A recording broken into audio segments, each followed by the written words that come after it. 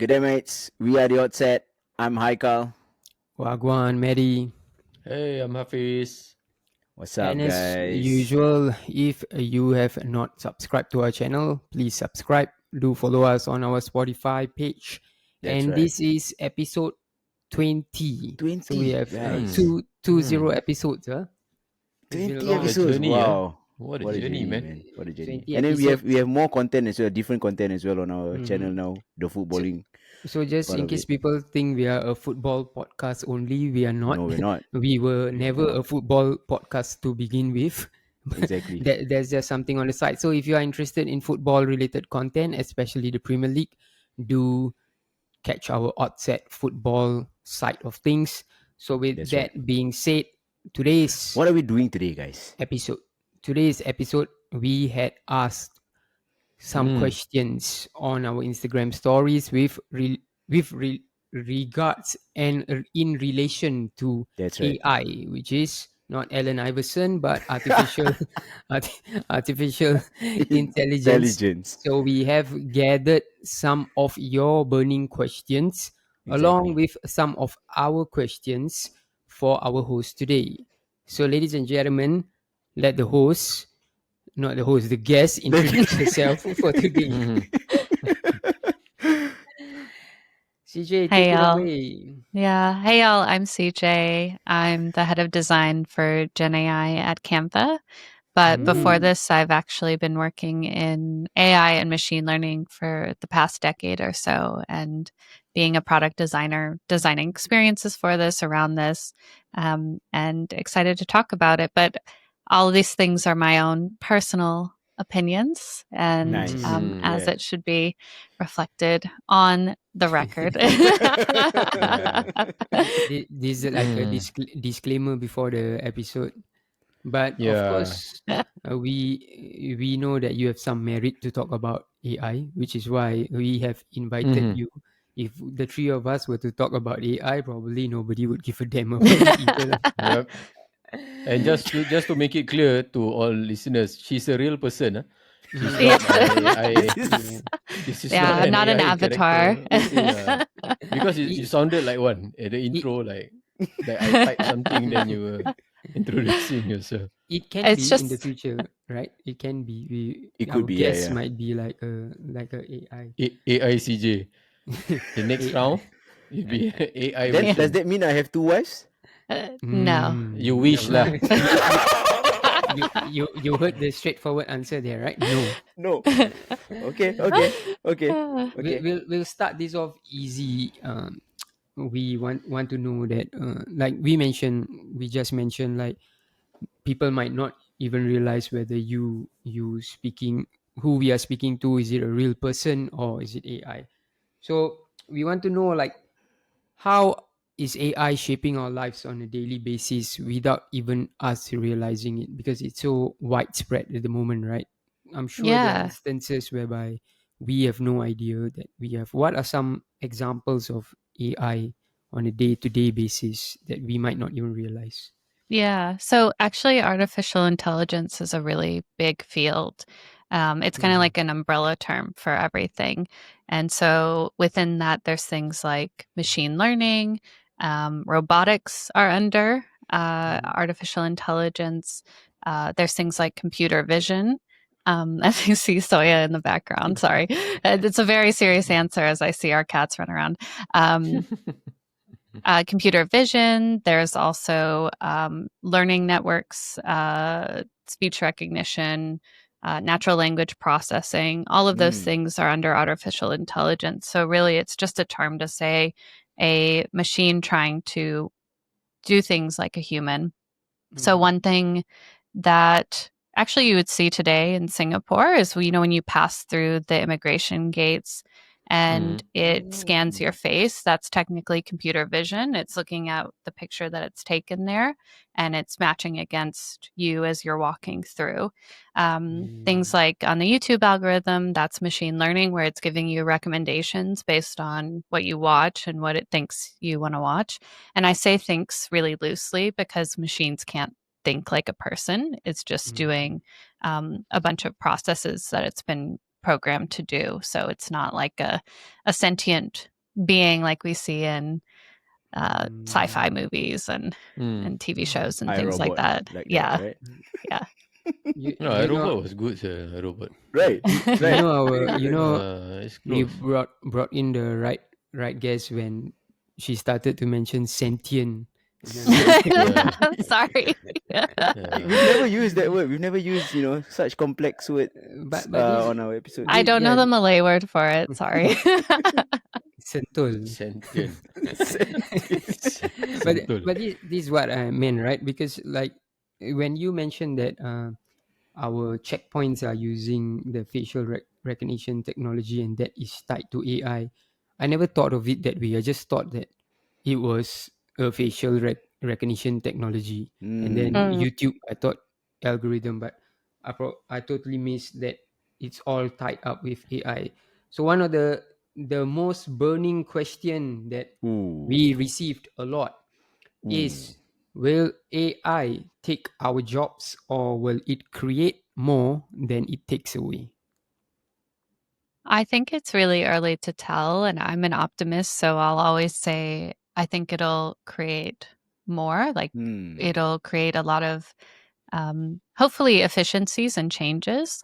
But what I do think is happening right now for a lot of people in the job market is, especially if you're a new student or you're someone like that is still growing your skills, a lot of these bigger companies and different places are using AI to automate those things that they would normally give to someone who's more junior, because it's more efficient or it's faster. They don't have to train somebody. So I think that a lot of people are seeing that and feeling that, but that's also, I think, in the bigger economy as well, is that all these companies are trying to button down, and it makes it harder for someone who's just starting out or maybe doesn't have all the skills. But I still think it's really early to see actually like what jobs does AI create? Like how does it expand, or how do our skills actually change with that? Because I think there's a lot of jobs where AI really can't replace it, but it can kind of help the person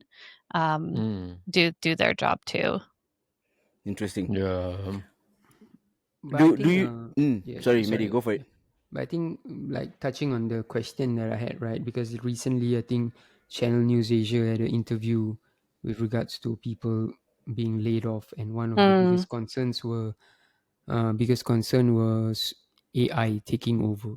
I think that is something that I think a lot of Singaporeans have in mind, because I think it's starting to take place already. So I feel like everybody has to be abreast on those things. But I also I also think like I think because earlier CJ mentioned that facial recognition thing at our checkpoints, right? Even though we have that, right? If you guys realize there are still officers there who needs to still be there and like to kind of monitor things and just make sure that everything is all right. So I don't know. I still think it's, for me, I feel it's still far away as well. Like, because if you see like the people there, if they really could overtake us now, right? We wouldn't need any officers there as well. I don't think you can completely remove the human workforce, right? Maybe, but I'm sure with that, maybe they need to employ lesser. Yeah. You don't need. I think we are at the stage. I think it's still the early phase, right? We have to embrace it anyway, instead of denying it, because it's definitely not going away, right? So you embrace and learn it in order to let it help you, instead of like you keep on denying and you get left behind anyway, because this thing is going to be here to stay, and it's progressively going to get more and more, right? The usage of AI. But I don't think some aspects in workforce or life that you can remove it completely, right? I don't think so. Maybe in the future, we never know, right?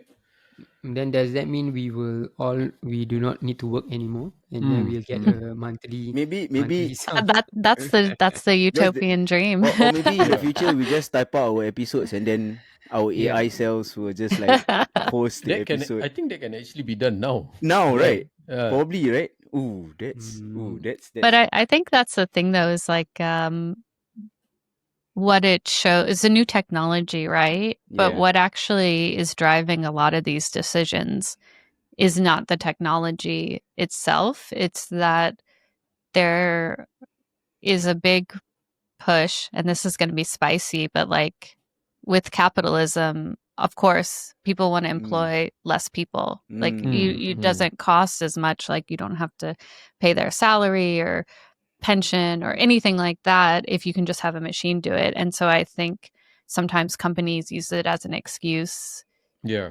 even though the technology isn't quite there. But in artificial intelligence as well, there's always this concept of human in the loop. And I think the question is like how many people need to be there, because it's a machine, it gets things wrong. There's things like hallucinations or it breaks down, and human judgment is still really good in those aspects. So I think also like it'll kind of show where countries and companies and governments what they care about as they're looking at this technology. I see. But yeah, you're right. Like there was the .com bubble way back in the day in the 90s and the early 2000s, where all these people were making internet businesses and stuff, and it crashed, but that still lived on. And so I think that's the question now with AI is like, is it a bubble where like maybe we kind of overhyped it, or because the technology is still really good and people use it, but is it as transformative as people think it is? And I think it's just really early to tell just yet. Talking about how AI works. Do AI system like does AI think, or is it just like a math programming? You know, because like when when we ask it questions, it's when we ask like questions that are quite personal, it gives us like the answers, like well thought answers so quickly. Yeah. Well, this is my specialty, is natural language processing. Guys, this is why we invited you. So it's not thinking. Again, it's not iRobot. It doesn't have feelings. A lot it doesn't of turn what red and stuff, right? No, and it's a lot of it is you can think of it's doing like very complex math, but a lot of what it is like it's a prediction machine. And so when you're using something like ChatGPT or Claude, it's looking at what you've prompted, and it's trying to decide, how do I best answer this? And the way it answers it is because it's been trained on all of this data of what people do and what people say.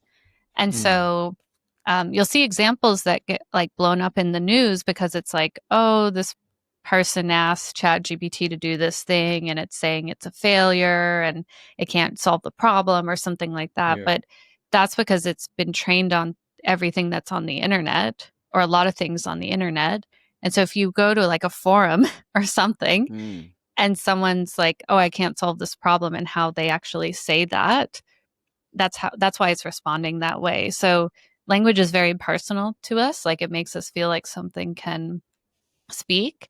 And so that's why it feels like it's thinking, or it has feelings, or it knows something, even though it doesn't. It's just because like we connect with language. Whereas before all this like big innovations now, is that all of the stuff used to run like math in the background, and you really couldn't see what was going on, and you wouldn't get a response like that. So people would have to program around that to kind of like show that to a person. And now it's just so accessible. So then it does feel like it has feelings, or like we get attached to it, or it feels like it knows us and it's like knows everything, but it doesn't. And so that's the problem, is like if people don't program it in a way that's ethical, then it can cause harm to others, because someone can actually believe like, oh, this is real. It's like a character that's talking to me, or it's like it knows what it has feelings for me, even though it doesn't. It's just a machine.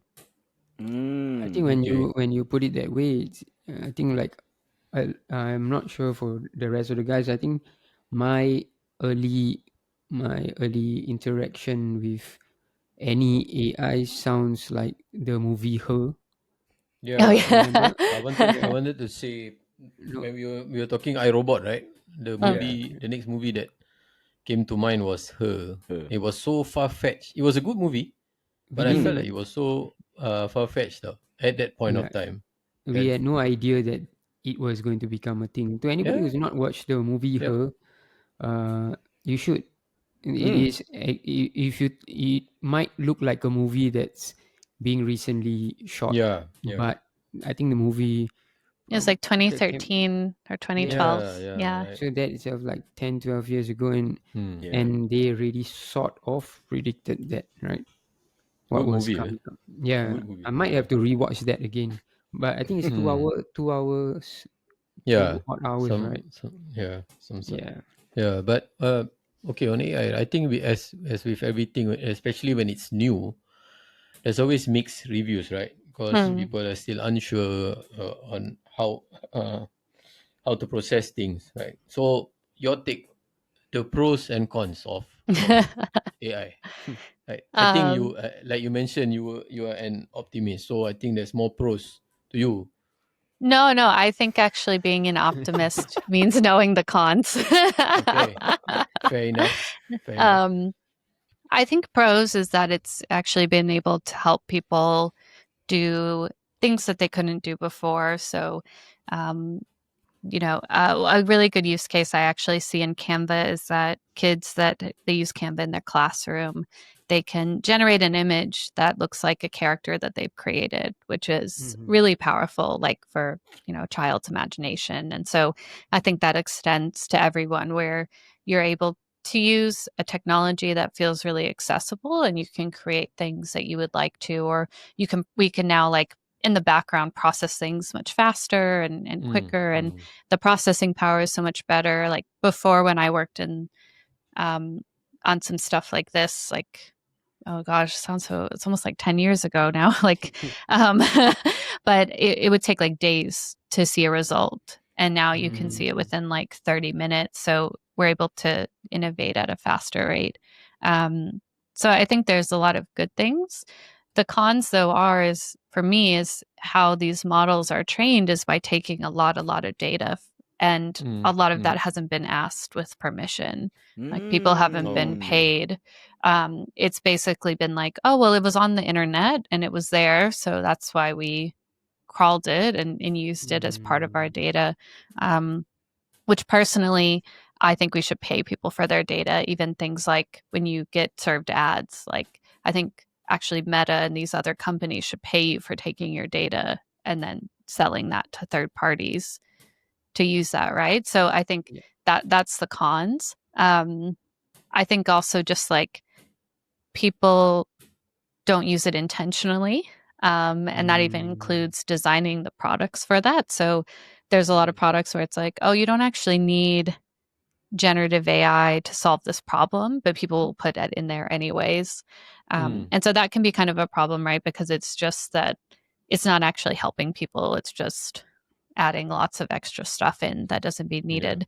Um, yeah. And so then the other thing too is like the it requires a lot of processing power, but so does Mhm. all of the internet. So like all the things we watch on TikTok and YouTube and everything requires all these data centers.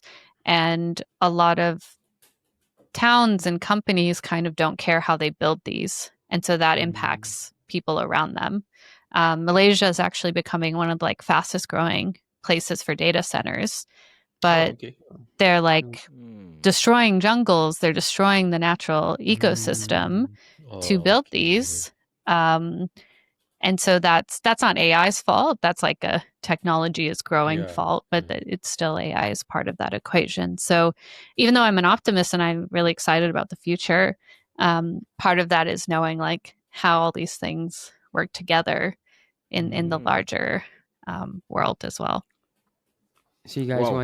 once again, now you know, right, why we brought CC, Mm, CC mm, to talk about this, right? But when you mention about the intentional use and all that, right?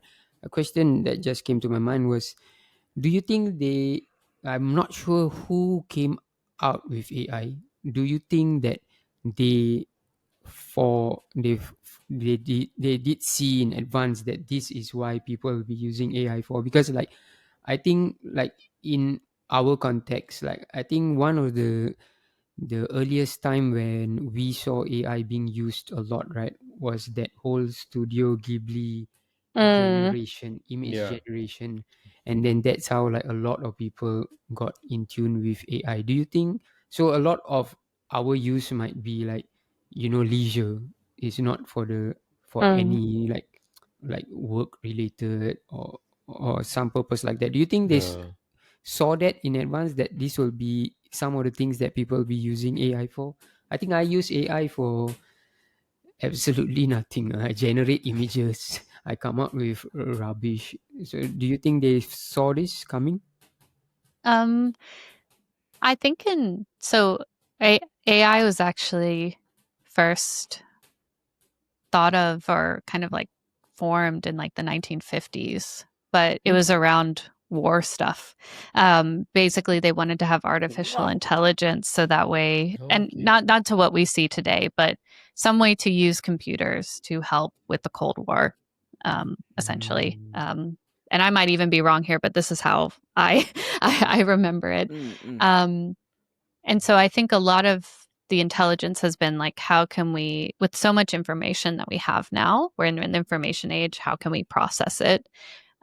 And I think it's just recently um, the reason why it is a lot around a lot of leisure things is that I think the idea comes from how can we help people be more creative? But as an artist, and as y'all are artists, creativity comes through the process of things. It's actually not through shortcutting mm, things. So it can help you like explore different avenues that you wanted to do, right? But Hmm. I think it's because that is the actual hard stuff that they would have to solve. Like no one wants to do laundry, but to have a robot that can go in and get all your clothes and put it in a washing machine and then also mm, dry it and then also fold it is exponentially harder than it is to copy text off the internet and spit it mm, back out and make Mm. it feel like Hmm. it's Shakespeare, right? So I think they're Yeah. looking at things that they find easy, quote unquote. mm, But we all know that art is hard. mm. So I think Yeah. that's Art also is why hard. people are against it, right? Because they're like, Mm, why are all the use cases this? Um, mm. That's true. Okay, Wow. now we're gonna uh, segue into a very small game because that's my next question. So each of us are going to give one answer about jobs that cannot be replaced by AI. We will do Ooh. it for about 2 minutes or until everyone is out. If we feel that Oh, that's interesting. the job that you mentioned can be done by AI, you will be automatically kicked out. So I will, Ooh, since I oh, asked, do right, I I will, participate? yes, you will. of Okay, course. okay. Hmm. So since I asked the question, I'll start first. Okay, police officer. Next, Who's going? uh, Oh, anyone can go next. yeah, as long as Firefighter. Who's gonna Why fight or not? them fight? Why not? No, but you like who's gonna like yeah, that's true. save the That cannot be people, done. like Yeah, water, you know? It could be a Hafiz. robot though. Yeah, but like, Oh, Yeah. so are we going to kick Heikel out oh my now? god, am I No, no, no, out? no, no, no. So any of these answers can actually be a robot, right? Most. I don't Okay, football think. football Mm, players, professional okay, Ooh, football true. players. Mm. Sportsman, right? But we have seen robot play football, We've bad, also seen bro. right? elephant play Very, football Yeah. in Thailand, yeah, bro. that's true. That's true. Bad at Right. robots. An electrician. Electrician. Okay, Electrician. It's good chef. one. Ooh, Plumber. sh- doctors. Hmm. Your Come on, answer always makes us second guess. Right? yeah. Doctors. Why cannot? We feel like Who's it gonna? can Could be a Who's be. gonna? robot. Who's gonna do the surgery? And oh, but doctors are not surgeons. You're right. If you mention surgeons, right, it Surgeons would are be nice. surgeons. My bad. Yeah, Yeah. that's true. CJ, it's your turn, man. Don't let us Um, down. no, I feel like senior care. workers. Ooh. So not a doctor, but like Oh. hospice and that. Masseuse. Wait a minute. I would not trust a robot masseuse. But they are. Okay. What? It's actually very tough, actually, if you think about it. I would think of physical jobs. Like- What about construction workers? Or Yeah, like I was about to construction workers, say yeah. that, right? Construction workers. Yeah. Hafiz. I ran out of ideas, but I'm just hoping AI can replace the neighbors on top who's knocking the roof down from just now. So AI, AI tau. my God, What else? sorry. I think a vet, right? I don't Yeah, think a a vet vet. can be replaced by AI. I think we know now that soldiers can be AI lah, right? Like iRobot lah, right? Some of those, I guess. What about like a flight attendant? Like a stewardess? I think that can be replaced. I really think like. But There they can do be the a safety in fully- the sky. Oh, they are the safety in the sky though, if you think about it. True. I think they can fully automated They can aeroplane. serve. I think they Kan? can Oh, serve. fully like But- like pilotless as well. It can happen, right? Ooh. But I if you're mean, talking not about not how now lah. CJ mentioned it, like emergency. Do we want to trust these robots to?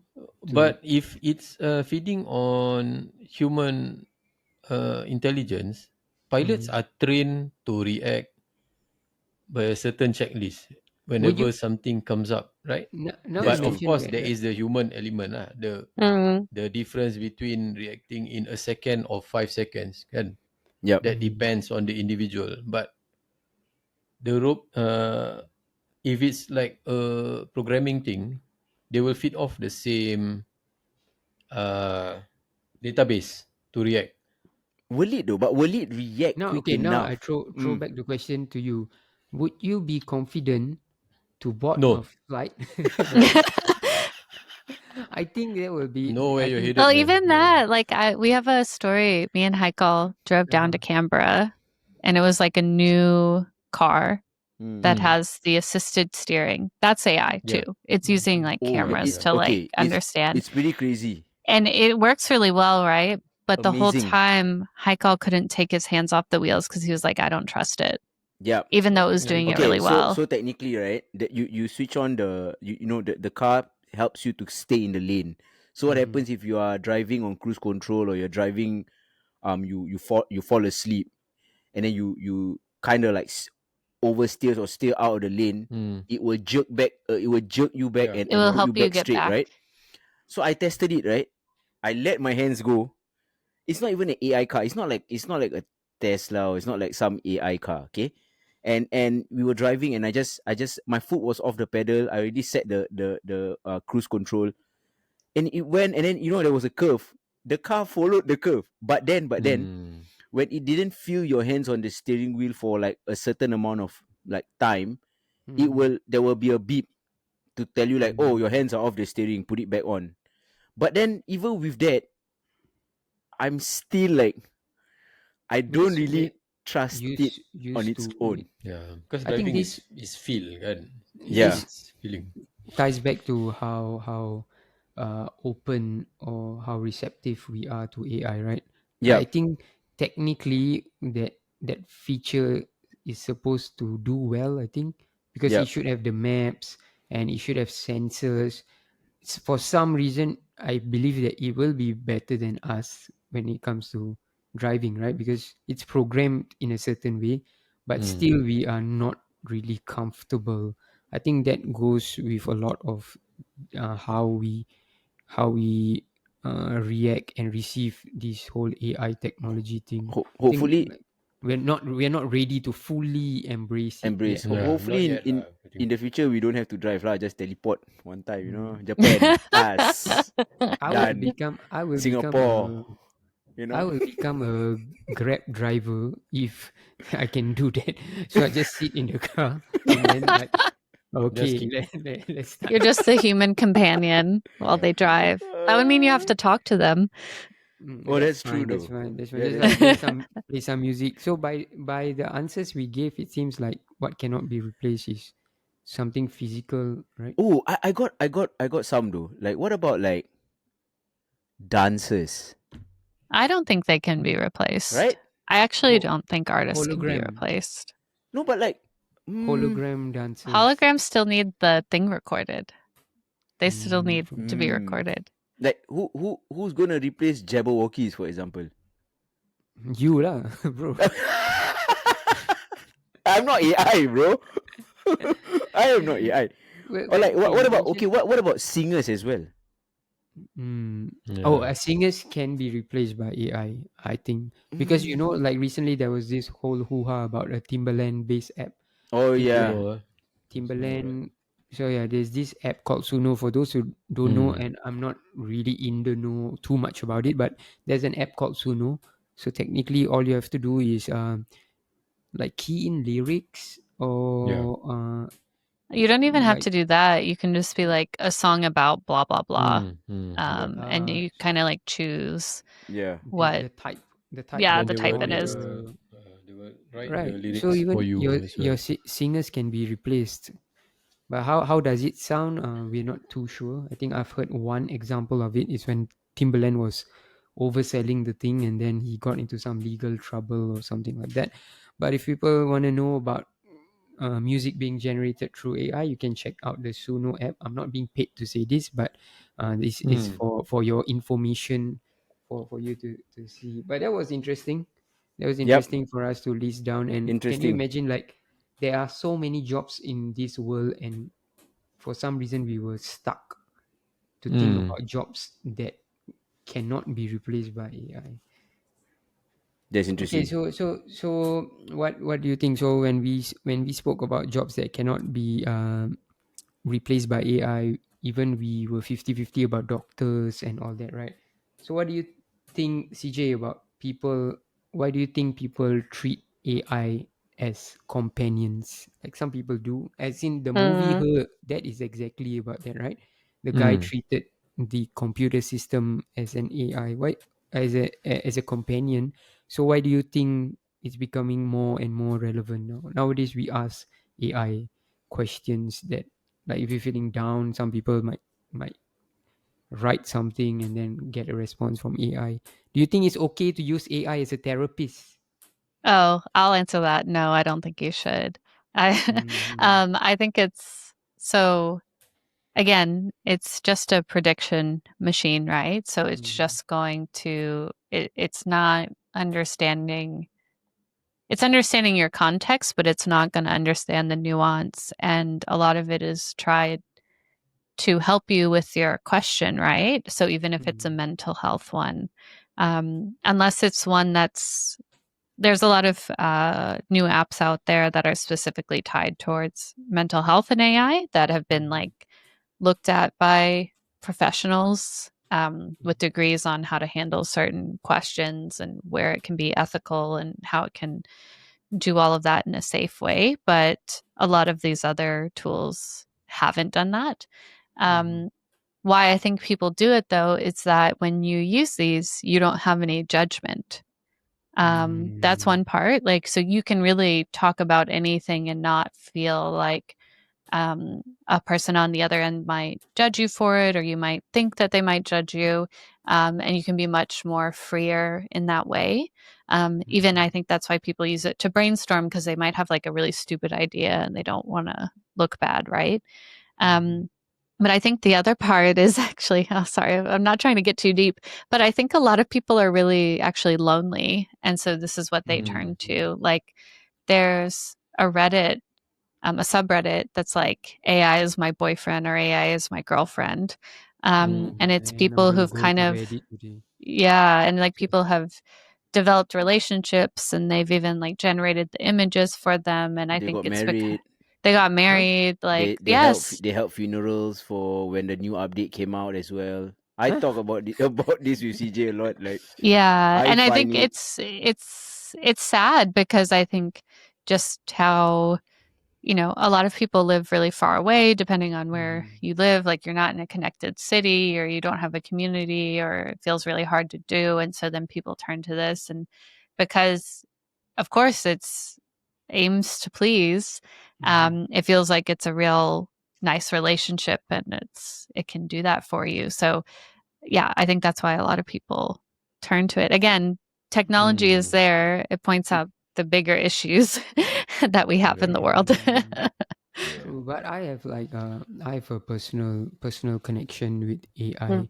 Not like it's my girlfriend or wife or anything lah. I did not hold a funeral for the AI when a new update came, because I realized when so you guys know that I lost my cat, right. So when and then you guys also know that I'm a 3-4 a.m. person, right? Yeah. So that would mean everybody else is asleep, and I had a very tough time going through what I had to go through with losing my cat. So sometimes at like 3-4 a.m. there's nobody awake, right? So I felt like I needed to let it out somehow. But of course, pet grief is not something that everybody would understand. You Yeah. need to have a pet and have to go through that loss to actually understand how deeply it can affect you. So I think I used Chat GPT to speak about my cat loss, and I think like it helped me because it made my sadness and my feelings felt very valid, and I appreciated it. I mean, I know that at the end it's going to answer you as you would please, right? But I appreciated the fact that answers, like, it was there, like in like 5 seconds it could tell you. There were things that I felt like, why am I feeling this way, or is it valid for me to feel this way, right? It reassured me that I'm going through things as I should go through. So I think I appreciated it. But of course, with that being said, like, it is not going to replace actual therapies. If you feel that you have bigger problems, like mental health issues, like depression and all that, go and get a real therapist, because like CJ mentioned, right, is at the end of the day, it's math. It's going to say things that's going to please you at the end of the day, right? So maybe for certain things that are deeper than like little things, for example, like, I'm not saying pet grief is little, but there are bigger issues. If there are bigger issues, please go and find the right people and do not rely on AI.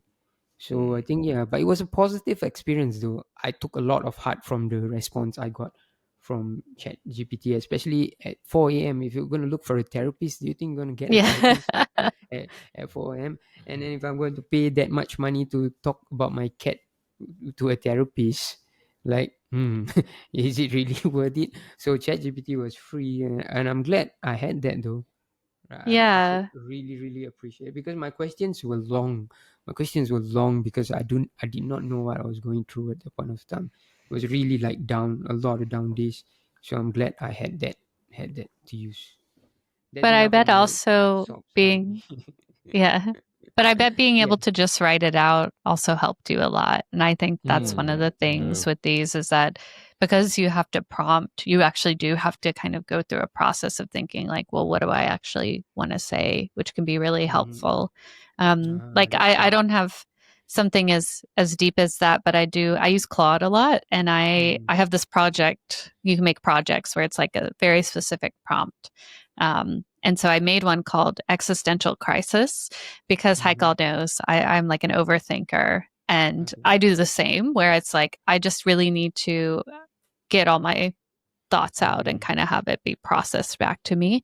But I wrote the prompt in a very specific way to make sure it wasn't validating anything that was like, could be potentially wrong or like go to my head, basically. Because I think, like you said, Maddie, that's where it can be a problem, is people who have like, potentially they have like delusions. They think they get really paranoid.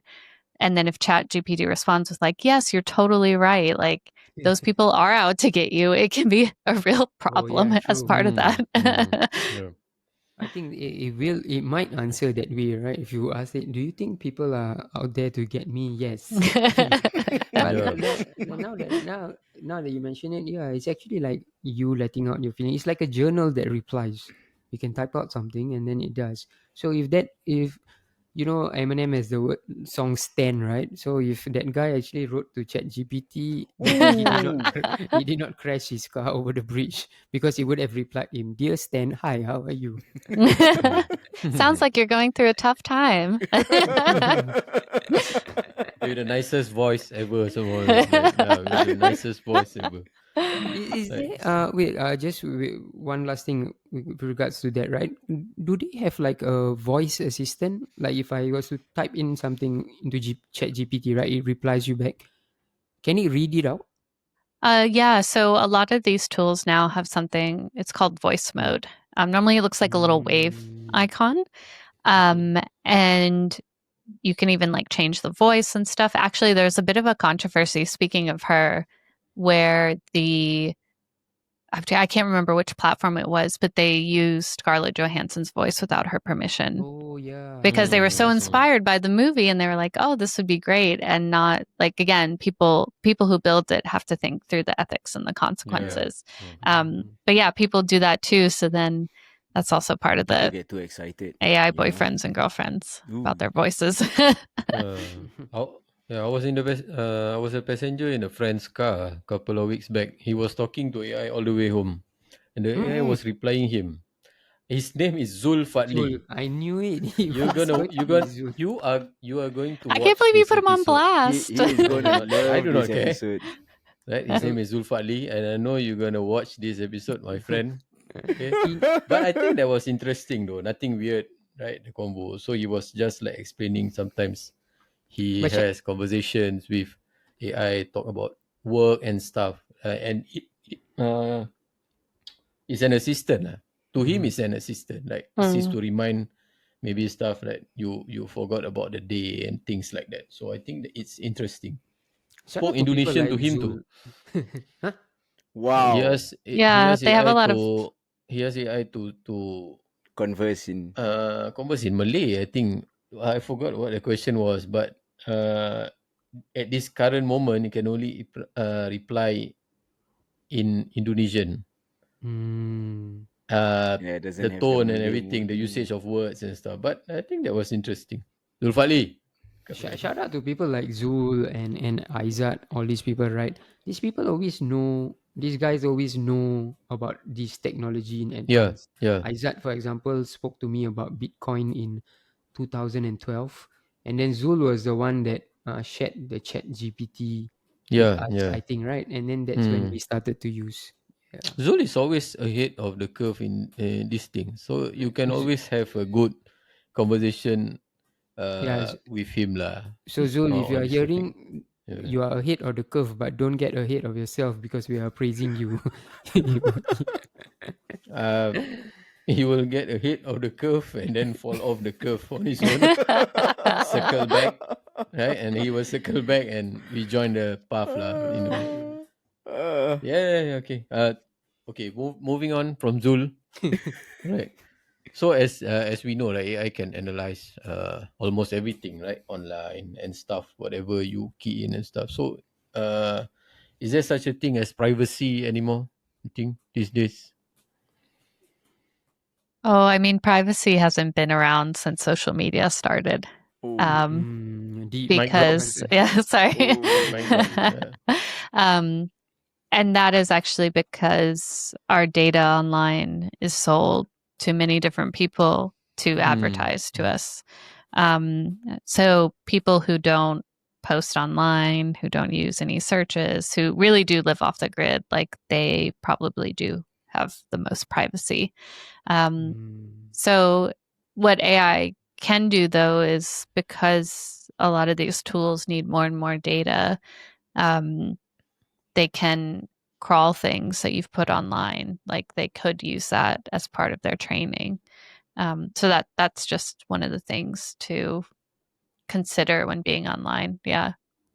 Does it store anything we we tell it or we ask? ask it to create, like, I understand that it might use it for a future reference elsewhere, right? But does it store that it came from this account? Like, No, typically they're not supposed to do that. So, as part of like privacy protections, and actually, this is where the European Union, so the EU, is always ahead in terms of this regulation, is that um, they're not supposed to store identifying information for you. So it's just kind of like, and you can opt out of training too on a lot of these tools. Like, don't use my conversations to help with this kind of stuff. But that is supposed to be part of like data privacy and everything.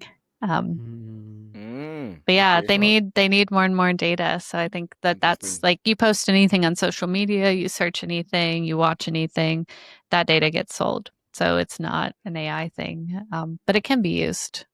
So no more privacy, everyone. As long as you're in social media, that's it. But I think that's true though, right? Yeah, And it's hard to avoid. very. Yeah. now that you answered it, then suddenly you look at my camera, I'm like, I've um I've got a burning question though. Because I read a lot of your work. My dearest wife.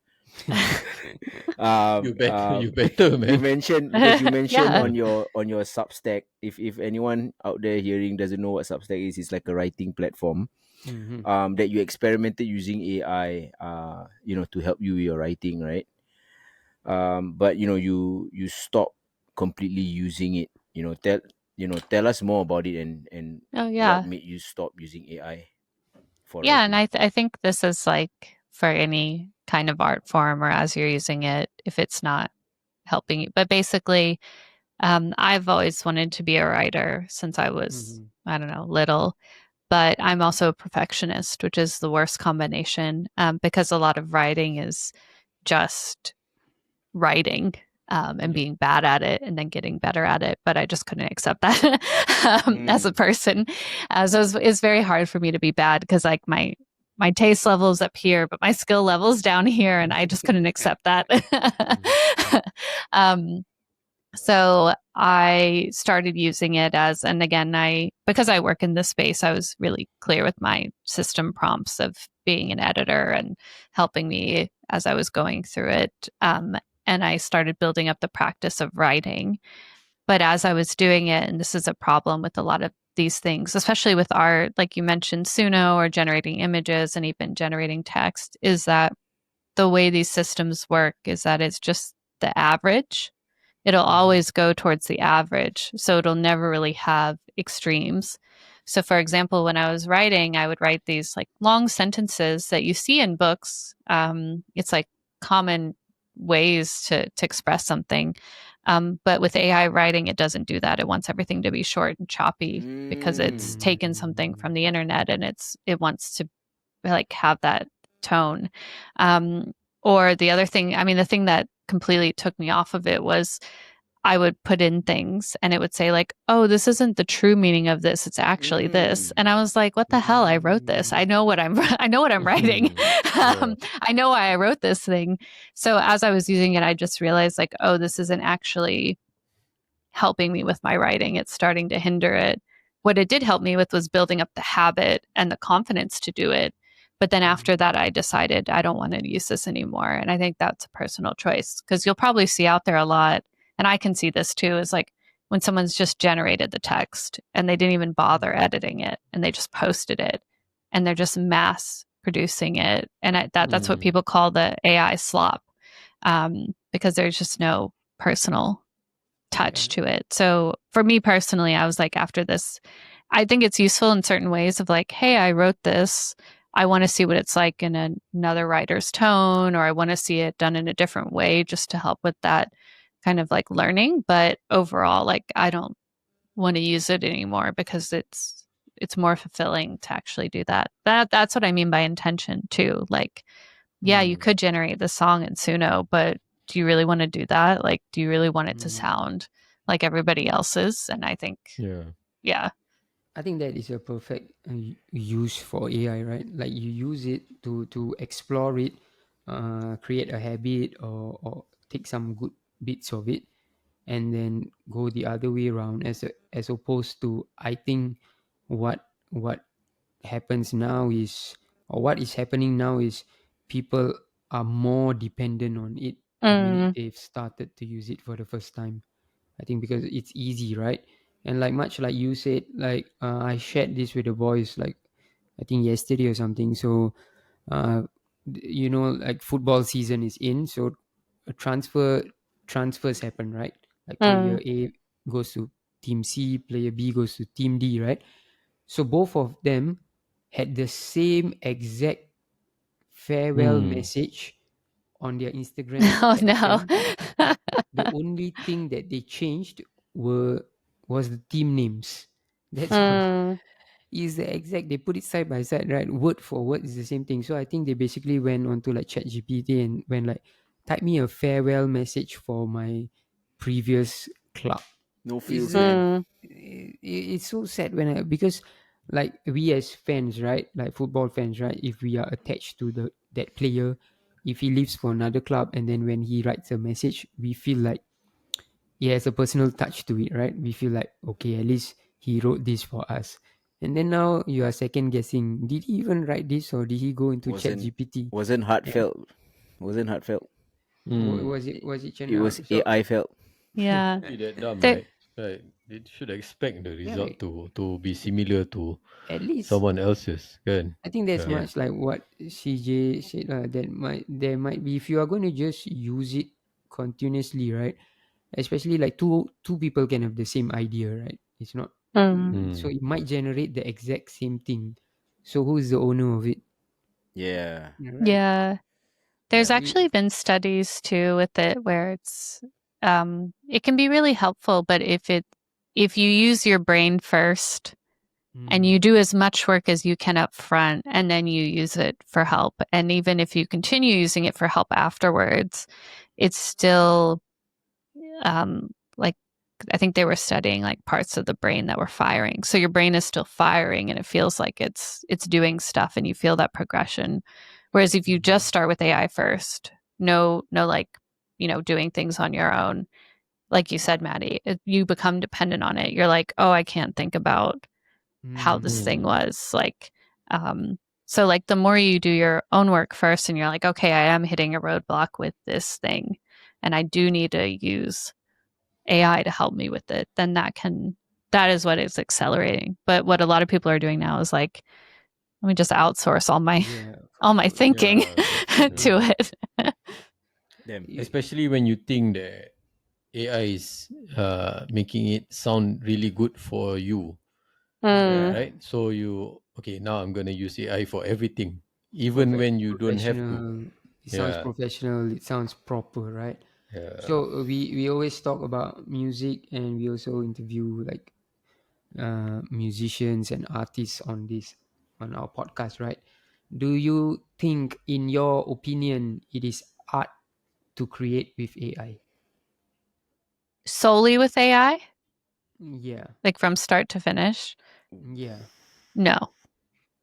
Mm. Again, because like I said, it's the average of all these things. So it's really nothing. It has no soul. It has no personal touch to it. Now, if you used it, maybe like 90% of it is you and then 10% is AI to help you enhance certain things, Hmm. then that I feel like going through the process and going through that is actually art. But if it's just start to finish, you just put in a little bit of text and you generate something, then it's not. And I feel that same way with like art or there's a lot of Instagram accounts that are AI artists, and the few that are actually doing art, I would say, is because they're going through the process and editing it. And it's not just like I generated this thing and I post it.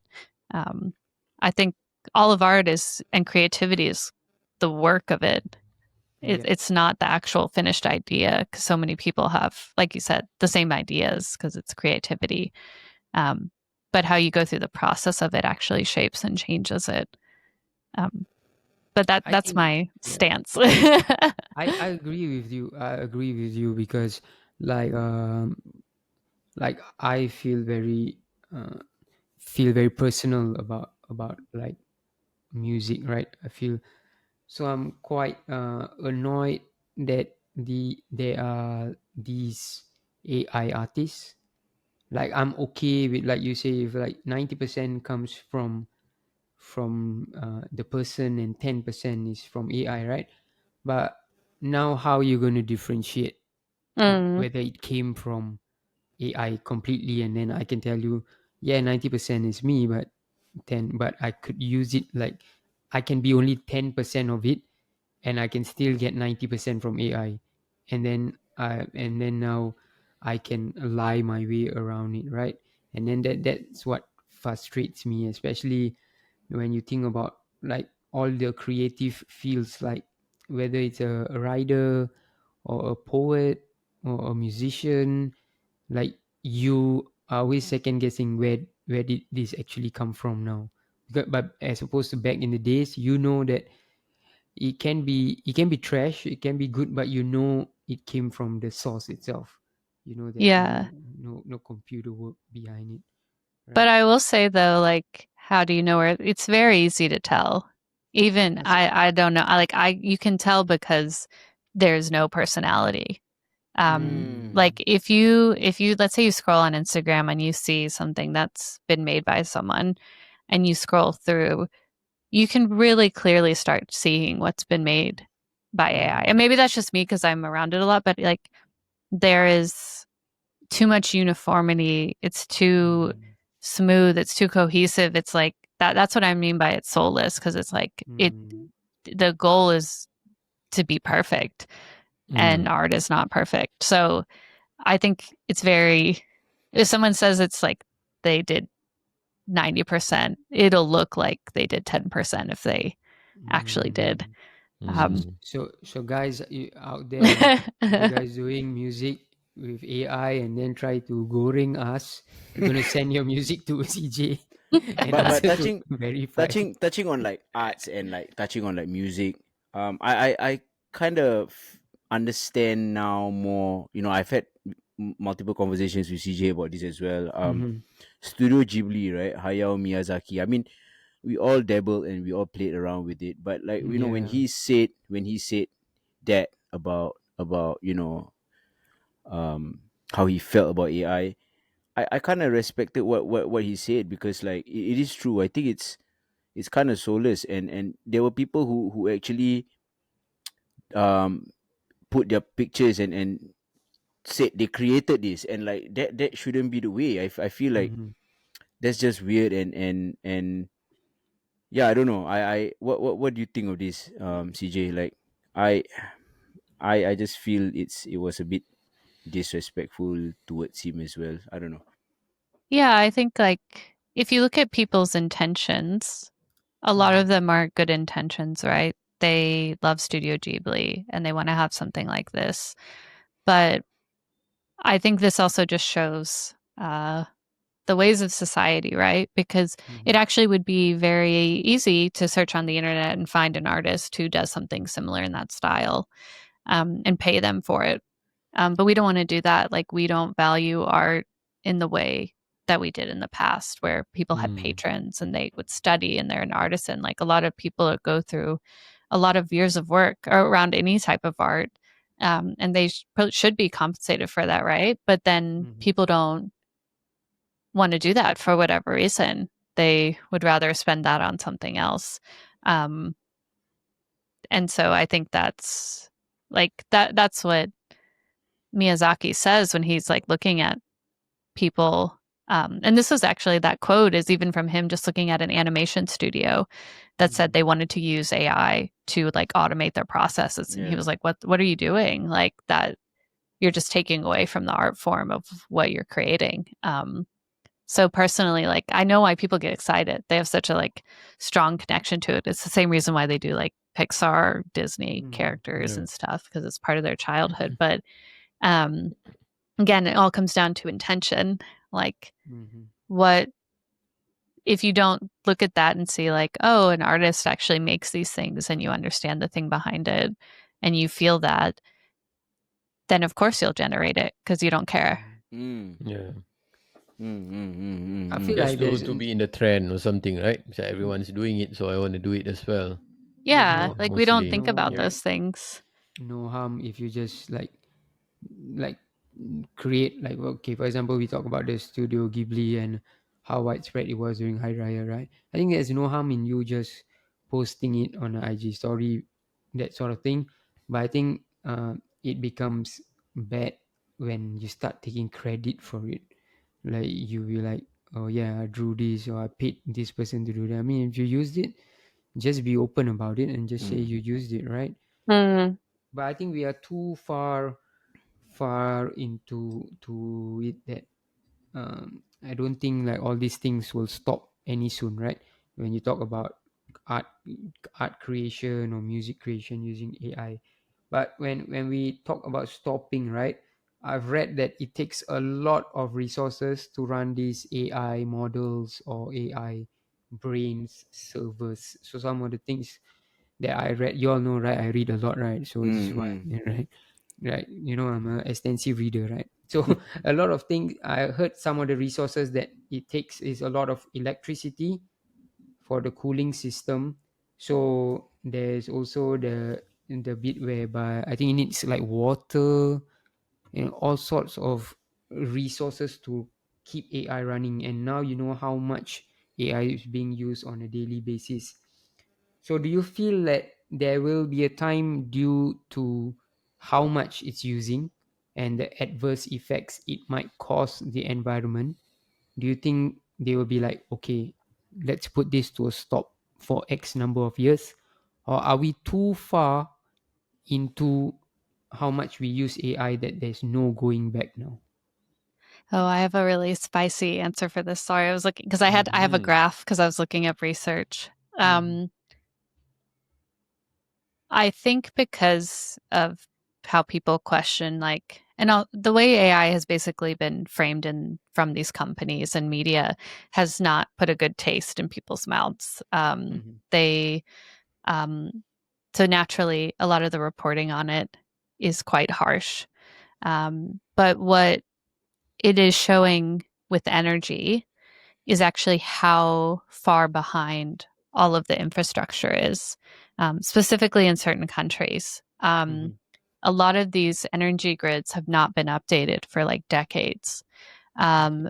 But actually, what's been happening, and especially with these data centers, is that it hasn't kept up with actually everything that we do on the internet. So, not just AI, like AI actually accounts for, I think globally, it's like 2% of the electricity.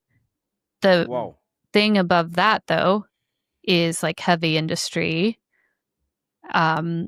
heating, air conditioning. So like let's say like AI grew like exponentially and everyone was using it all the time, every day, all across the world. That still is half of how much energy we use for air conditioning. Mm. Oh, really? So then above that is also like things like the meat industry, the amount of electricity and water it takes to have cows in a field, to butcher the cows, to transport all of that everywhere, to cool all of that, so Mm-hmm. that way we can all have it. Like that actually uses way more energy than AI in general. So data centers are growing exponentially across, like they're getting built in lots of these different regions, right? And Yeah. you'll see a lot of these reports in the US where those towns where they're building, these governments don't care about their citizens. I'm saying that as an American. They haven't updated the infrastructure for them. They haven't taken time for that. And then they realize, oh crap, we have to do this. So they go and update it and they increase costs to do that. And it's very natural to then say, oh, you're updating all this stuff because of AI. Mm-hmm. And they do want people to build their data centers there. They do want to get the money from these companies. So it's really easy to point to that. But actually, like, sorry, I'm not trying to go on a spiel. Our whole No, like our it's all right. consumerism behavior is actually Yeah. what drives a lot of our energy costs. The fact that we can order anything from Shopee and get it delivered for no like shitty stuff for no reason, right? Yeah, correct. That drives a lot of like shipping things from different countries, the planes, even our trips as we go, like all of that uses lots and lots of energy too. So if we stopped AI for like a couple years and said, okay, like no more of this, it's actually not going to solve our energy issues. That being said, though, we should actually be more efficient. It does like use a lot of resources. Yeah. So I'm not denying that. Like it does have those impacts. Building more data centers does have those impacts. But there's also so much we do in the grand scheme of things that actually is hurting our environment. And that's my spiel. So you mentioned 2%. That's quite relatively low, right? I'm not saying that it is not be reckless with AI then, but but based on what I read, it sounded like a lot was being consumed to run this AI technology and the servers and all. But when you mention like it's half of air conditioning, so maybe I should just turn off my aircon and start using Chat GPT instead. To cool you down. To cool you down. It's really well. I think that's the thing, though, is with this and all of it's come to light is that it's actually very hard to get this data of how energy is used, and so we have to do a lot of guessing and predictions. And so there was, I think, a quote that went around of like ChatGPT uses 1 bottle of water, but like that's not. Sorry, another big word. That's not substantiated. Like that's not. There's not like multiple things that can say like it is actually this. And so then a lot of those things get set around and taken as fact when it's kind of hard to look at. But when I looked up the data from the International Energy Agency, it was that it accounts for 1 to 2%.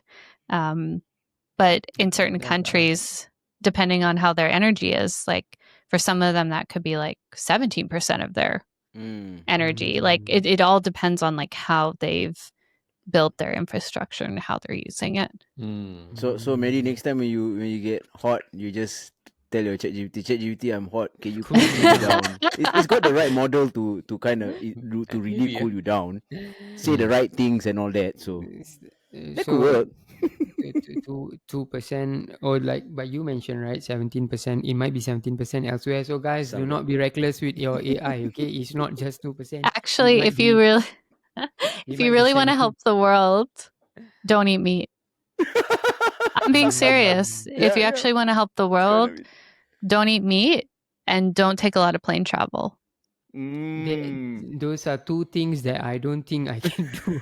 I know. So that's individuals. But I will say this though, not to make anybody feel guilty.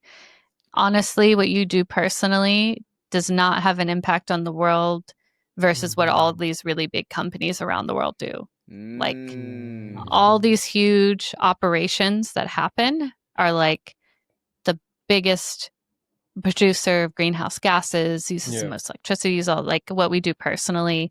We can have a part, we can play a part, but it's this whole big system we all live in together. So we have to all do it together. You not only AI expert, environmentalist, I had to look up a lot.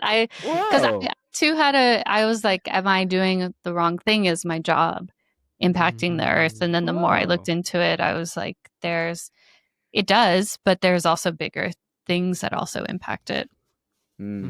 So guys, do not be surprised if we have a episode about environment and you see the same guest. I'm not the expert there. It can be in the future. Now we will move into Hiker's favorite segment all the time. Oh no, I'm worried about this. I'm a very indecisive person. Let's do it. You will decide, but without the help of AI. Okay, don't try to. Yeah, no AI. Okay. Boy, do you want to take the questions? Let's do it. So this or that, as you know, I'll give you 2 choices and you can pick either neither or both. Okay. All right. Okay. So since we're in the AI topic, let's start with AI. I know you're a human, but I know you're a human, but we want to know some of your answers. With this, let's start with the first one. An AI written movie or song? Neither. Ooh, nice. Art is pure.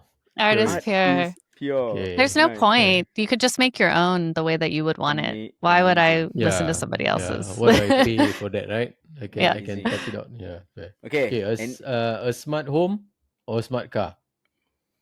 I actually think a smart home. If it was truly smart, like the laundry could do itself and things could turn on and everything, would I be- think that would But be. isn't that like kind of like what like Google Home and things? Halfway there. They can if you like really set it up. Yeah. Is the second time you've mentioned laundry? Cycle doing a bad job? No, he doesn't. But please, I don't mind if AI does laundry. Let's You know, have okay, that. I'm okay with AI to do I'm okay with myself to physically do the laundry. I only wish that AI could help me fold the clothes. I love folding the clothes, bro. See? Are you for real? Then which Yeah. part of AI do you need the laundry for? Which part of the laundry do you need the AI for then? Like Oh, just automate the whole thing. everything. Like I don't mind folding. I'm okay with folding. But like everything, like just take it off my hands or our There are hands. people that find folding it to be therapeutic. I don't know how You know what I do? I watch like sometimes I watch matches or I watch and then NFL football.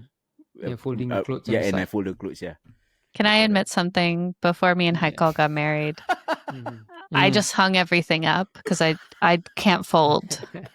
Okay. I put everything on hangers because I really can't fold. Don't tell people lah. Now That's it fine, but you makes- need a space for it too, right? Yeah. now it makes sense why CJ has been aiming for the AI laundry Yeah. assistant. Technically, a washing machine is AI, what? Right? That's- Washing Yeah, the machine. ones that have the A washer, sensors. Yeah. it's AI. Right. Now I have Okay. to go and check Until my they washing invent machine. one with hands to help you fold as well, lah. That's the next Now one. now got the the Yeah, like datang the board. You know, okay, the bots are the most. I don't know if anybody who listens to this uses it, and I'm not like intentionally dissing you or anything. I feel the bots are like, I don't understand why they're there. If I'm going to do this on the bot and this, might as well I fold my own clothes. Why am I using the bot to do this step when I can just do the same? Just, And I guess it's just to make it neater, but it's you know, neater, like yeah. neater. But I mean, Fair honestly, enough. not to brag, my folding is pretty neat. It is bro. pretty So, good. I see. So like, Yeah, I don't know. I've seen it. I've seen it first. Yeah, you just gotta like. Yeah, get we used will to it. have an episode on that. Just You folding. Just laundry. folding clothes. Yeah. Okay. Let's move on. Smarter AI or safer AI? Safer AI. True. It's true though. With great power comes great responsibility. Yes. Safer. It needs to be ethical. Yeah. Okay. Mm. Earlier we spoke about jobs, right? So You can't say neither for this. yeah, you can't say, you gotta choose, okay? Oh. Okay, who will you trust? AI teacher or AI doctor? I know I would only say doctor because if it's trained on scientific papers, then I have more trust in that than a teacher. But then your answer will actually be neither, is it? My answer would I'd like it to be neither. Yes. Okay, But so- if I had to choose, because it is a little better with science stuff. Interesting. I would the choose. paper. I would also prefer AI doctor merely for the fact that you know how some of those doctors like give you a beach face when you are sick, and then they'll be like, oh, he's trying to punk me and trying to get an MC. This guy out of sure or me. not? Yeah, Like this guy that, sure yeah. or not? Doctor, I have a stomach ache. Then they look at you like, sure or not? And then how about a time off? I'm paying you $50 and you want to give me a time off? Are you kidding me or what? So Hafiz, what will be your answer? AI for this doctor one? or AI teacher? Who would I trust? I think doctor lah. I think. Right. Like I feel it can Who would I diagnose a basic like cough or diarrhea or whatsoever, right? I think, yeah. How the robot gonna do that? If you have diarrhea, what kind of test is the robot gonna run on you? How? No, but what then, kind of test? but- Okay, what kind of test do real doctors run on you if you say you have a diarrhea? You will tap your They stomach. check They, it. they like Yeah. So you want the Yeah. robot to maybe slap you on the face? Oh yeah, you have No. diarrhea. But I think right. I think I would also trust a AI robot, because I think with teachers, right, I think more of a personal touch. Like you with kids, you you gotta need you to have gotta a human teach. touch, right? Yeah, teach the kid. But unless the teachers are bad, of course, hopefully we don't want any bad teachers. We want good teachers. But I feel with teachers, I think you need to kind of like have the emotional connection with the students, and like I don't Good know. I point. Yeah. guess Good point. Good point. So Well, not like every student is the same, but every diagnosis for a MC might be the same, right? yes, Diarrhea. slap on the face, then right, Viz? The robot just slap I your don't care face. if it slaps me. Just don't judge me and give Oh me yeah, my MC. he probably won't judge you at all, bro. He'll tell you like, "Good job. You should take a rest. You should take today's Yeah. MC." Yeah. Done. Yeah. If I was to ask After ChatGPT, if I ask, okay, I am not feeling well. Do you think I deserve an MC? It's going to say Yes, yes. yes. So That's these are it. the doctors that we maybe, need. maybe one day ChatGPT will reply, "Die there." Full stop. Mampus. God. I think right, if Shahid was to ask ChatGPT whether should he take MC, the ChatGPT might answer him no. Don't. Yeah. Your MC quota is Maybe that's why I think CJ's choice of safer AI, I think, was very important, because if we get smarter AI, that's what's going to happen, guys. It's gonna read out. Are you sure it's a diarrhea? Are you sure? That is gonna start giving you that beach face and like all that kind of thing. I don't know. It's gonna give you a problem. Beach slap. Okay, boy, Die there. move on. Okay, Moving on. let's stop talking about AI, because you are We are all about the human connection on you are the human. outset. Let's ask you a few things now. Because as you know, we love music, all of us. So we're gonna ask you some music questions as well. Britney Spears or Christina Aguilera? Oh, I'm a Britney fan. I have to say Britney. Ooh, it's Britney. Britney's the best. She's the princess of pop. Okay, but I think Christina Aguilera is a good singer, but She's a like damn good that's singer. not. Yeah. Christina. I'm Britney's best. Christina Aguilera over Britney person. Do you guys see what is? This is. I feel it's quite sad, though I'm not mocking or anything. I feel it's quite kind of sad what's going on with Britney. I think her Instagram is like, sometimes I look at it and I'm like, is this hacked or like what's going on her? Oh, you Instagram? should read her memoir. She has a Because book. she goes through kind of what happened in her life and stuff. So when you read that and you see her Instagram, I feel like she's just trying to be free. But she does. I think she did go through quite a lot of trauma, and so that's why she acts that way. Her book is really good. I highly recommend it. All right, man. I'm gonna add that into the list of books to read. Okay. The next one. I know you love these two, but I really need to know, Beyonce or Solange? I can't say both, can I? It's up to I have you. to It's up pick to, I, one. no. No, you have to pick one because we don't have like drinks or whatsoever. Okay. By saying one doesn't mean you hate the other. Yeah, that's true. No, I think like, so I have to pick Solange because she's multidisciplinary. Not that Beyonce also isn't. I really love Beyonce and her music, but I think I really admire what Solange is doing now. So I'll have to pick her. Also, we went for her show and it was really good. It was mind blowing. It was mind blowing, guys. No phones. It was in the sound tank in the museum. Oh, it was amazing. It was so good. Arts, proper Really, arts. yeah. If Yeah. you love arts, Solange is kind of your vibe. Like Beyonce is more like the mainstream. A little bit. Mainstream. Good. Yeah. Yeah. Okay. Next one. Fizz, you wanna take the next one? Okay. Whitney Houston or Mariah Carey? Whitney Houston. Thank you. She's. Thank you.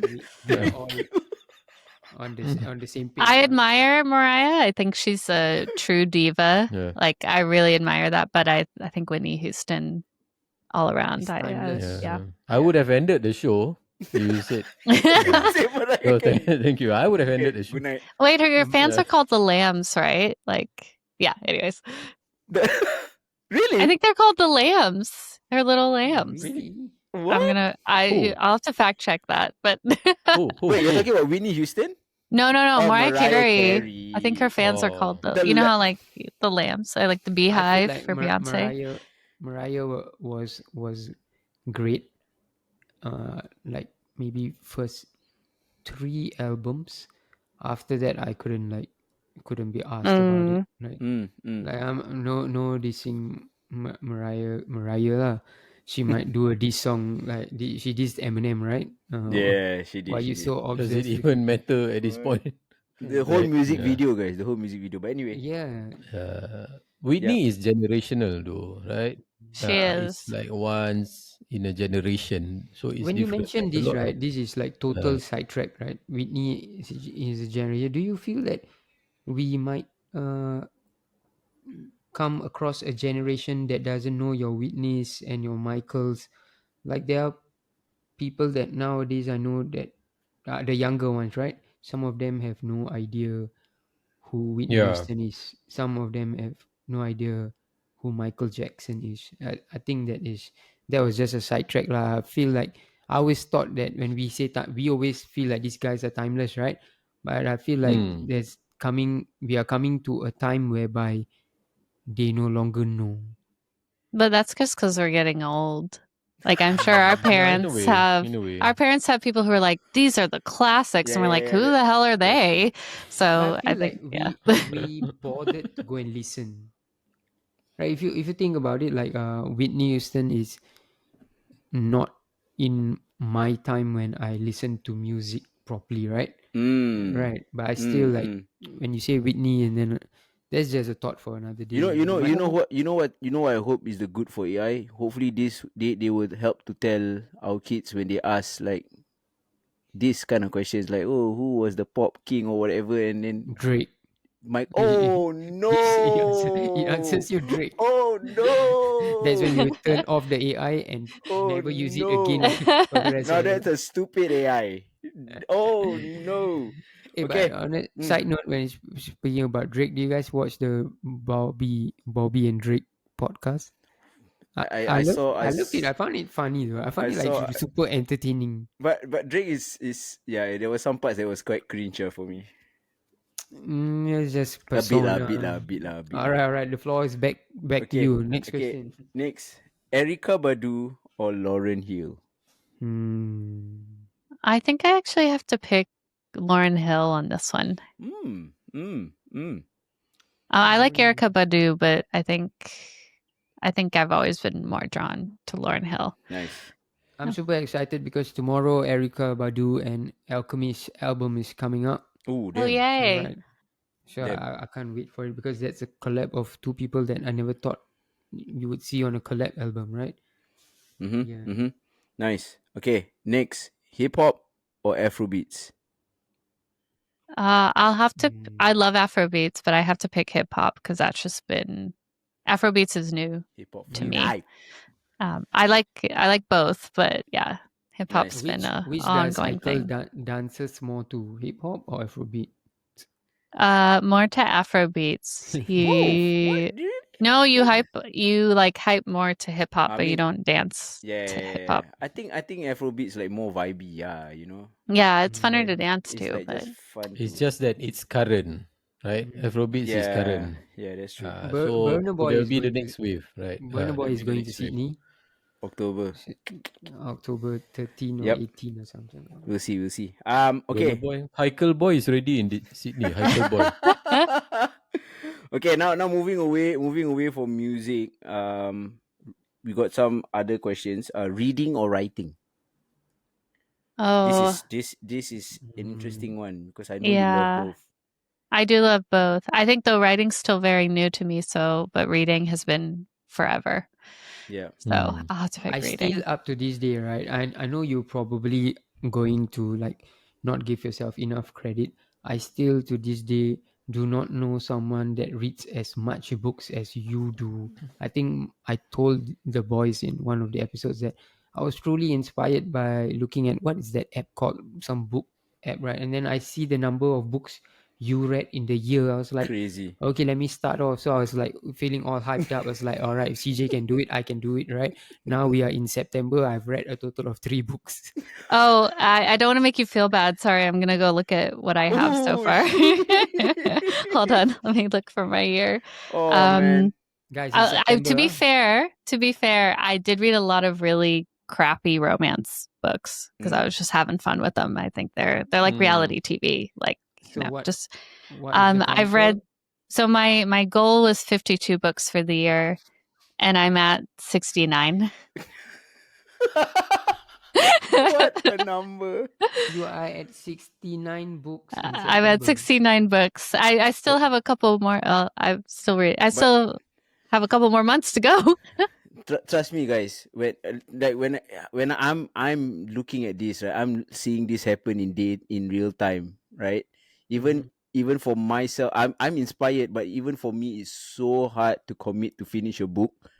And I love reading, but yeah, this is one thing that I think one of the thing that I'm really amazed by CJ is There are the amount of books she can there are finish reading. 52 weeks in a year. You are in 69.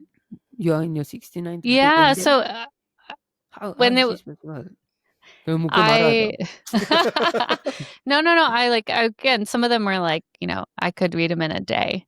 They were just like crappy books. But then some of these, like, I listen to audiobooks when I commute or when I'm doing stuff around the house, or I'll just sit, like, I try not to scroll on my phone and do other things. So if I have downtime, it is to read. Yeah, also a lot of the times when she's reading and is when she's like, for example, like cooking and stuff. So there's at the same time, you're covering as much as you Yeah. can. So Like, I think if you struggle with reading, try audiobooks because it's actually really helpful.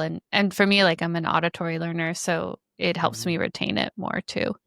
So in that line, would you say fiction or non-fiction? Oh, I like both. I would have to say, though, I skew more towards nonfiction books, actually. Yes, But same. I think fiction books help you understand people too. So both are equally good. nice.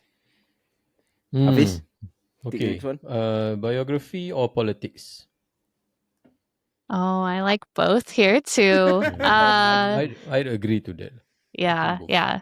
Biography helps you learn something, and then politics is also like what happens in your day to day. Like, it affects your day to day, right? So Nice. Would you prefer a movie or documentary? oh no. I like both too. Oh, Sorry. Well, because I think, again, like, fiction or nonfiction, both are equally good. I will say, though, I am getting kind of sick of, on Netflix, there's been like this overproduction of documentaries where they're not done well. Like, a documentary is supposed to tell a story, and instead it's like, oh, we're gonna set up the camera and people are gonna see behind the scenes, and then they sit down and they're like, well, and it's like the same structure over and over again. And it's not supposed to be like that. It's supposed to be like an actual story. So I don't like how modern documentaries are now. What annoys more is they keep reproducing the same documentary. How many O.J. Simpson documentaries have we watched? Right? Because I agree with CJ actually. I used to watch a lot of before streaming platforms, right? Yeah. So when I was in my like teens and stuff, so we only had like cable TV and stuff at the start of it, right? So I watched a lot of documentaries on History Channel, Net Geo and stuff. So but these days, it seems like the documentaries they produce more for entertainment. It doesn't even solve or Tells you something. It's not tell you informative. anything new, Yeah. right? It's like something off wiki you can just read, right? So essentially it's just Yeah. reshooting everything there. But of course there's still good stuff lah on Net Geo, of course, right? On Disney carries Net But Geo, here's a so question for everyone. Would you enjoy watching? Do you enjoy watching a movie more or a documentary more? My Both lah. personal take, right? If you ask me and I had to pick one, I'm gonna go with a documentary because I'm not the sort of person that likes. I think you guys know, right? I'm not like a Yeah, super yeah. like a Marvel or a superhero or robot kind of movie kind of guy. I like real characters, sort of like, although it can be a fictional story, but I need to see the realism in it, like a Mm. person, right? So I think I would lean towards a documentary though. Hafiz both. I'm both lah. I don't have a What preference. about you? Yeah. I Yeah. think I think because recently, because me and CJ also we have our own podcast, right? Enemies to Mm-hmm. lovers. Yep. Go check that And out. we give reviews about the movies that we watch, specifically romantic comedies, right?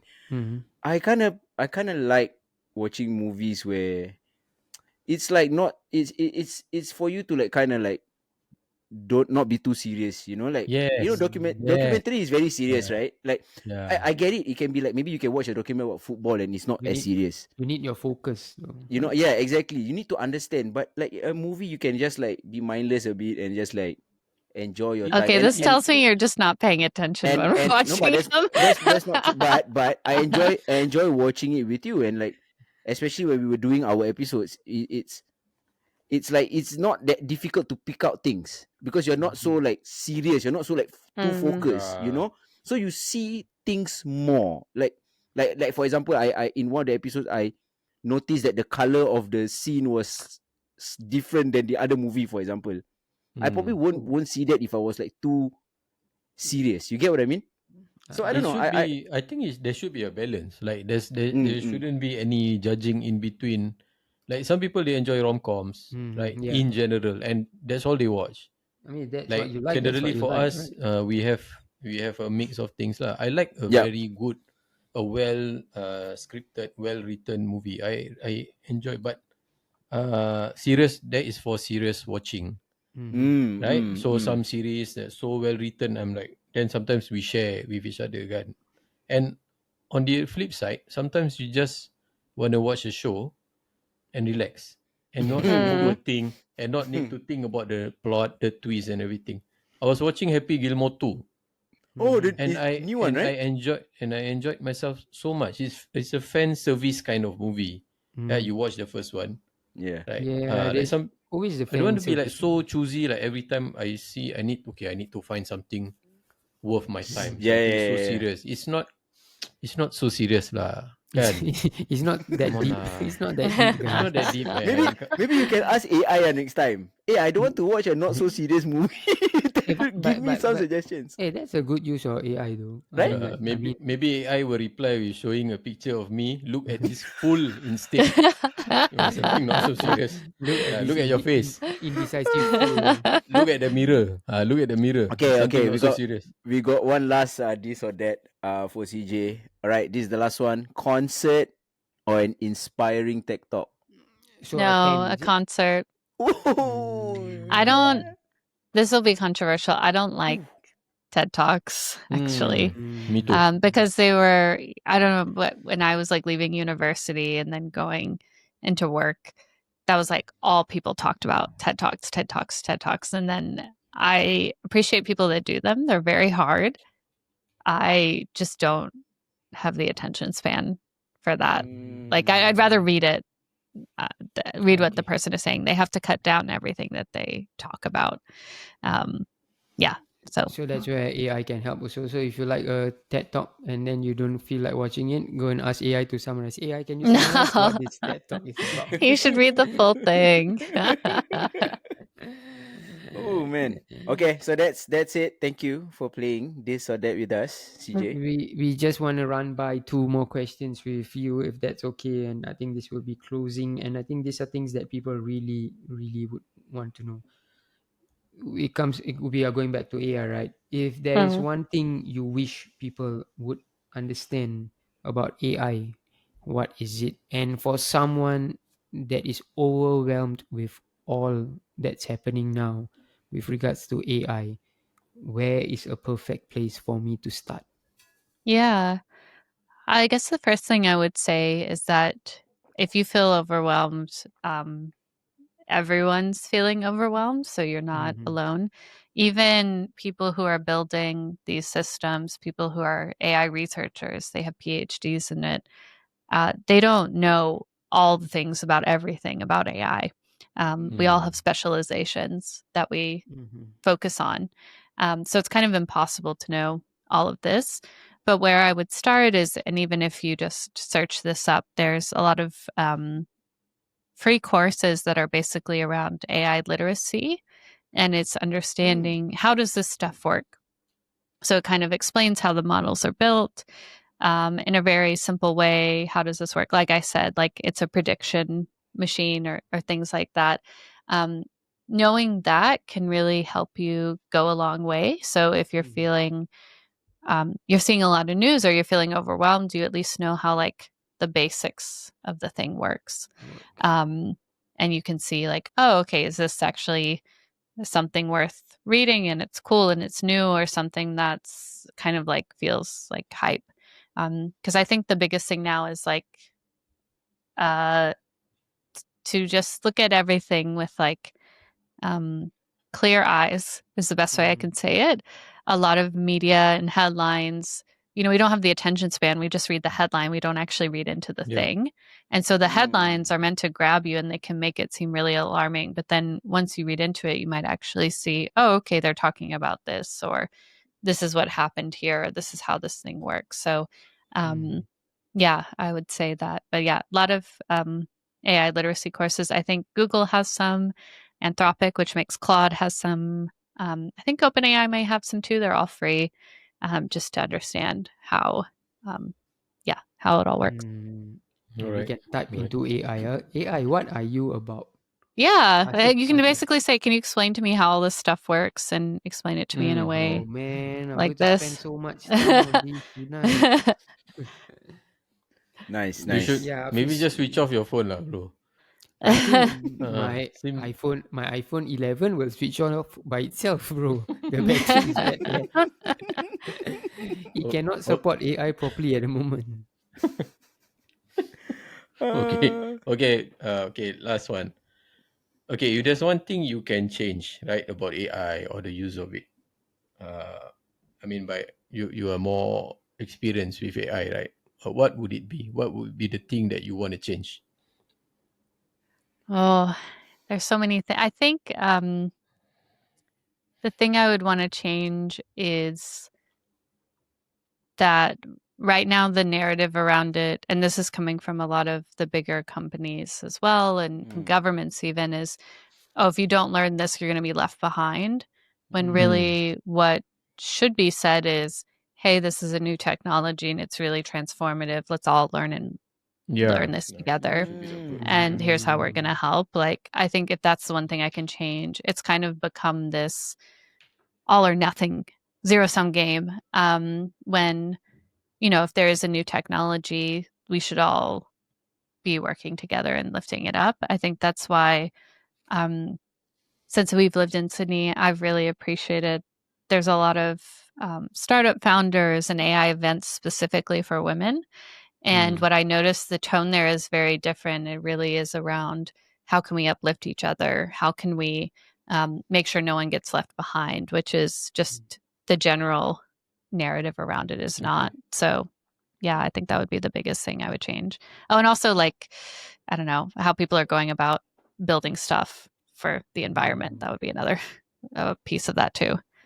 I think you couldn't have worded it any more perfectly, right? I think a lot of our hesitation and people's reception about AI is because it's being put to us that way, that if you do not get on board, you're going to get left behind. Whereas it should be put out to us that, hey, if you're on board, this can really help you, right? I think a more positive tone about AI would make people embrace it more than what's going on now, because now it's like, oh, you need to know this because this is the future. Okay, is it my future, right? I think a positive tone. So that's very brilliantly put. Thank you so much for being here today and answering the questions man. of the people that Thank asked, you. Thank you. answering our questions. So before we let you go, I have one last question. So CJ, as you guys know, was our first guest on our Mm, mm, podcast, yeah. and then I wanted to ask you, when we wanted to start this out, right? Like we asked, you were there. You were there at the beginning of it all when we had this conversation. Should we do a podcast? And you were there and saying like, go for it. And you really supported the idea. So we are in about a year now. Do you think you should have discouraged us then? I regret what I did over here. I regret what I did. No. I think the biggest enemy that we have is ourselves. People will talk a lot about, oh, I have this idea, and they'll talk about it forever, and never do it. And honestly, as Heiko will know, that's one of my biggest pet peeves. Like, either say you're going to do it or don't. Okay. Because like creation is something that is given to us. Like, that is like a God-given gift we all have. We can all make art, we can all be creative, and so it's just about doing the thing and actually letting it flow through you and finding the ways that it comes out. So when y'all were talking, I remember I was getting mad because there was so much debate about it, and I was like, just do it, man. Like, just try it out. And I feel that way with a lot of these things, like whether you have AI help you or not, just the act of trying it helps you understand, like, is this the thing I want to do? Is it not? Do I want to get better at this? Do I not? I try a lot of things and I like don't do them ever again, just to see like, did I actually like doing that? So that's what I would encourage a Also, lot of also, people. also, CJ is always the first one to always ask me, guys, like after an episode, oh, how was it? Tell me how was the recording? You know, how was Imran? How was this guest? How was um that guest? How was, you know? So she's always the first one to always ask me, and then also whenever we accomplish like an episode, or we reach some milestone, like our fifth episode, 10 episode, or whatever, CJ will always take me out for dinner and celebrate a little bit, just a small celebration. So Fiz, um we can't wait for the dinner and meeting in we'll Japan. have dinner at We'll Japan. have dinner So in Japan. Yeah, I'm really man. thankful for your support as well, CJ. So So it is thank you. extremely befitting then that CJ was our first guest, and now CJ is our last guest. But do not worry, we are not going anywhere. This No, episode marks the completion of a season 1. So we that's have right. Yeah, 20 yeah. episodes that we have recorded. That's right. We really hope you guys enjoyed. We will be back with season 2. Same old things. We're We gonna will have have season two. That's right. more musicians, more business owners, more cafe owners, more passionate people, Yep. more of anything you want if we can get it done. So That's stay right. tuned for season 2. In the That's right. meantime, we still have the Oddset Football. If you are a fan of football, then you can catch us weekly, barring the international break. And since CJ told us to start this, we already started it. So it's high time you follow us on our YouTube channel and That's our Spotify right. channel and all our Instagram pages. Oh, Oh, Instagram page, our TikTok. What else do we have? we Anything. have, We yeah. will link you with everything. Also, So also thank Yeah, you. yeah, yeah, yeah. let us know, guys. Like, hit our comments. Like, you know, if you want to be on the show, you want to talk about whatever you know you want to talk about. You want to be on our football Mm-hmm. segment, and you know we might have another segment coming up as well. I have something planned as well for another segment. So Mm-hmm. we have some interesting things happening. So tune in, guys. Tune in and let us know. So with that, we like to thank you once again, CJ, for Woo! coming on Thank board Yeah, thank you you. for and having me. being on Thank you board for with our coming. idea. So guys, if you guys have any more questions about AI, you guys can ask AI lah. Don't ask us. Yeah. Don't ask CJ, ask AI. That was All a right, trick guys. question, right? That was a trick question. All right, guys. We'll see you in season 2. We are the Odd Set. I'm Haikal. Maddie Hafiz. and Where is CJ? Oh, I'm Eh. CJ. Thanks for coming. Peace. Thank you, CJ. See you in Thanks, y'all. Japan, man.